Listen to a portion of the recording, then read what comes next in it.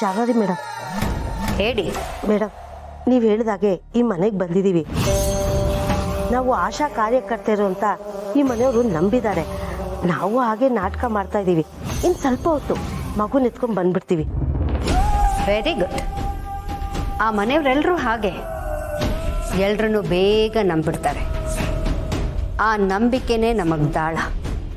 ಕೆಲಸನ ಆದಷ್ಟು ಬೇಗ ಮುಗಿಸಿ. ಸರಿ ಮೇಡಮ್. ಆ ಮಾಧವನ ನೆಮ್ಮದಿನ ಕಿತ್ಕೊಳ್ಳೋಕೆ ನಂಗೊಂದು ಹೊಸ ಅಸ್ತ್ರ ಸಿಕ್ಕಿದೆ.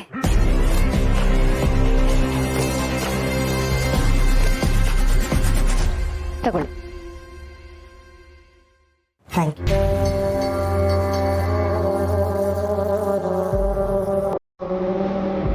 ಮೇಡಮ್, ಮಗನ ಕರ್ಕೊಂಡು ಬಂದರೆ ನಾವು ಲಸಿಕೆ ಹಾಕ್ತೀವಿ. ಹಾಂ ಸರಿ, ಕರ್ಕೊಂಡು ಬಂದೆ.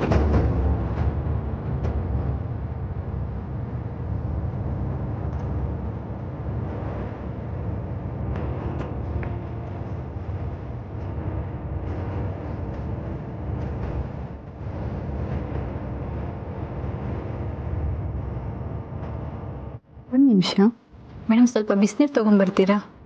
ಹಾಂ ತಗೊಂಡು ಬರ್ತೀನಿ. ಮಗು ನಮ್ಮ ಹತ್ರನೇ ಇರಲಿ ಬಿಡಿ, ಆಟ ಆಡಿಸ್ತಾ ಇರ್ತೀವಿ.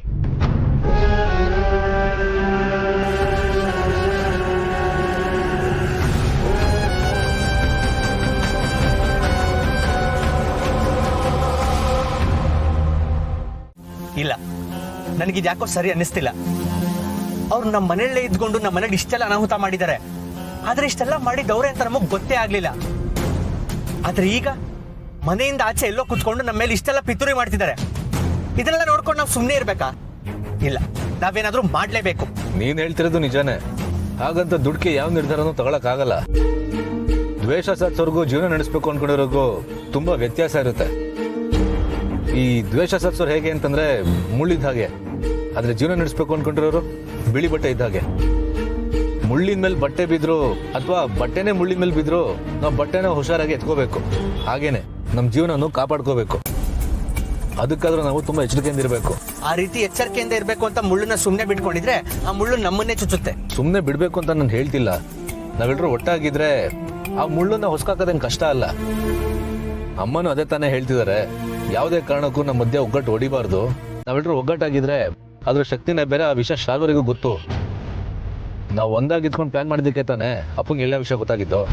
ಅದೇನೋ ಸರಿ, ಆದ್ರೆ ಎಲ್ಲಿವರೆಗೂ ಅಂತ ಹೀಗೆ ಸುಮ್ಮನಿರೋದು? ಅವ್ರನ್ನ ಹಿಡಿಯೋದಾದ್ರೂ ಹೇಗೆ? ಅವ್ರು ಸಿಕ್ಕಾಕೊಂಡಿದ್ರೆ ಅಟ್ಲೀಸ್ಟ್ ನೆಮ್ಮದಿಯಾಗಾರು ಇರ್ಬೋದಿತ್ತು. ಸಿಕ್ಕಾಕೊಳ್ಳೋದು ಎಲ್ಗೂ ಹೋಗ್ತಾಳಬಿ.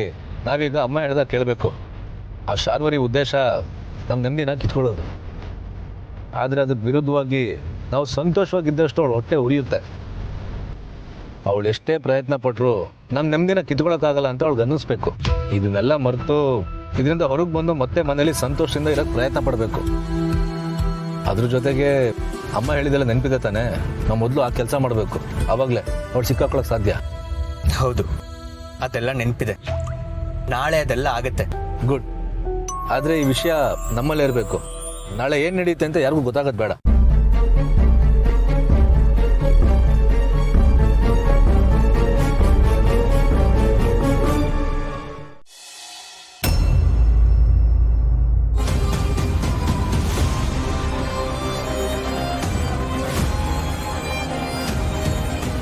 ಯಾರು ನೀವು? ಮೇಡಮ್, ಮಗುಗೆ ಡ್ರಾಪ್ಸ್ ಹಾಕೋಣ ಅಂತ ಬಂದಿದ್ವಿ. ಡ್ರಾಪ್ಸ್ ಹಾಕಕ್ಕೆ ಬಂದಿದ್ದೀರಾ? ಇಲ್ಲಿ ಮಗುನ ಕೊಡಿ.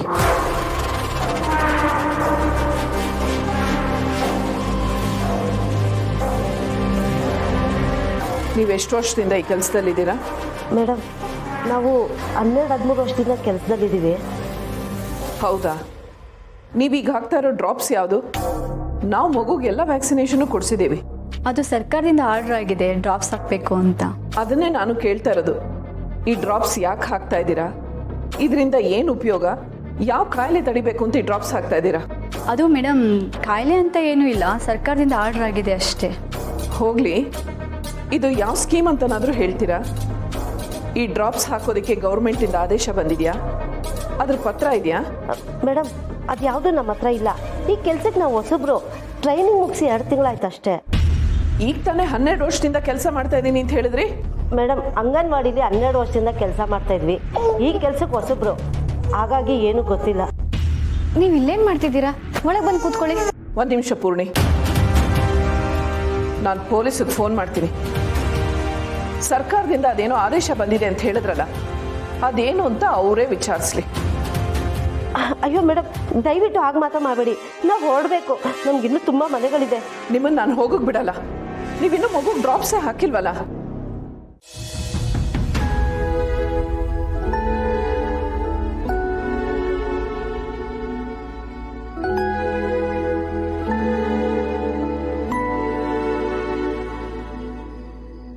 ದೇವಸ್ಥಾನದಲ್ಲಿ ಹಾಗೆಲ್ಲ ಆಗೋಯ್ತು. ಪೂರ್ಣಿ ತುಂಬ ಹೆದರಿದ್ದಾಳೆ. ಭಯಕ್ಕೆ ರೂಮಿಂದಾನೇ ಆಚೆ ಬರೋಕ್ಕೆ ರೆಡಿ ಇಲ್ಲ ಅವಳು. ಅಭಿನೂ ಪ್ರಾಜೆಕ್ಟ್ ಕಳ್ಸಿಕ್ಕಂತ ಆಚೆ ಹೋಗಿದ್ದಾನೆ. ಒಂದೊಂದು ನಿಮಿಷನೂ ಎಲ್ಲರೂ ಕಣ್ಣಲ್ಲಿ ಕಣ್ಣಿಟ್ಟು ನೋಡ್ಕೊಳ್ಳೋದಾದ್ರೂ ಹೇಗೆ? ಏನು ಮಾಡೋದು?